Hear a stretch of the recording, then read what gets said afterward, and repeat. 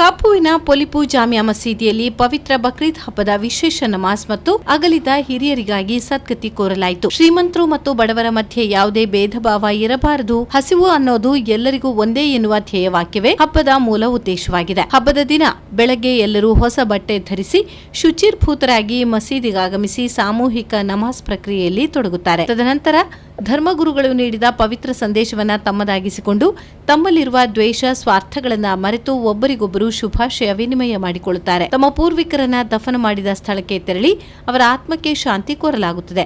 ಅಂತೆಯೇ ಮಸೀದಿಯ ಬಳಿ ಬಡಬಗ್ಗರಿಗೆ ಜಕಾತ್ ನೀಡುವ ಮೂಲಕ ಹಬ್ಬವನ್ನ ಆಚರಿಸಲಾಗುತ್ತದೆ. ಇದೇ ಸಂದರ್ಭ ಕೊಡಗು ಹಾಗೂ ಕೇರಳದಲ್ಲಿ ಪ್ರಕೃತಿ ವಿಕೋಪದಿಂದಾಗಿ ಮನೆ ಮಠ ಕಳೆದುಕೊಂಡವರಿಗಾಗಿ ಸಹಾಯ ಮಾಡೋ ನಿಟ್ಟಿನಲ್ಲಿ ಪೊಲಿಪುವಿನ 50 ಇಸ್ಲಾಂ ಯಂಗ್ ಮೆನ್ಸ್ ಅಸೋಸಿಯೇಷನ್ ಸಂಸ್ಥೆಯಿಂದ ಜಾಮಿಯಾ ಮಸೀದಿಯಲ್ಲಿ ಈದ್ ನಮಾಜ್ ಪೂರೈಸಿ ಹೊರಬರುತ್ತಿರುವ ಸಮಯ ಹಣ ಸಂಗ್ರಹಿಸಲಾಯಿತು.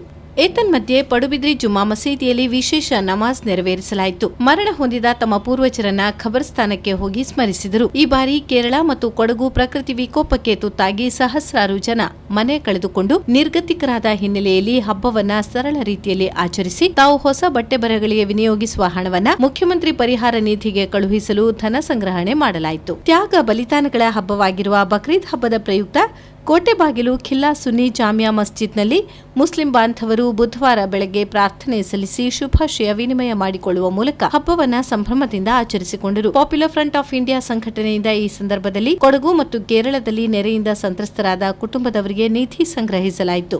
ಕಾರ್ಕಳ ಜಾಮಿಯಾ ಮಸೀದಿಯಲ್ಲಿ ಬಕ್ರೀದ್ ಹಬ್ಬದ ವಿಶೇಷ ಪ್ರಾರ್ಥನೆಯನ್ನು ಧರ್ಮಗುರುಗಳಾದ ಹಾಜಿ ಜಹೀರ್ ಮೌಲಾನಾ ನೆರವೇರಿಸಿದರು. ಈ ಸಂದರ್ಭ ಜಮಾತಿನ ಅಧ್ಯಕ್ಷರಾದ ಅಶ್ಫಾಕ್ ಅಹಮದ್ ಮುಸ್ಲಿಂ ಬಾಂಧವರಿಗೆ ಶುಭಾಶಯ ಕೋರಿದರು. ಬಳಿಕ ಪರಸ್ಪರ ಹಬ್ಬದ ಶುಭ ಹಾರೈಸಿದರು. ಮಸೀದಿಯ ಹೊರಗೆ ಕೇರಳ ಹಾಗೂ ಕೊಡಗು ನೆರೆ ಸಂತ್ರಸ್ತರಿಗೆ ದೇಣಿಗೆ ಸಂಗ್ರಹಿಸಲಾಯಿತು.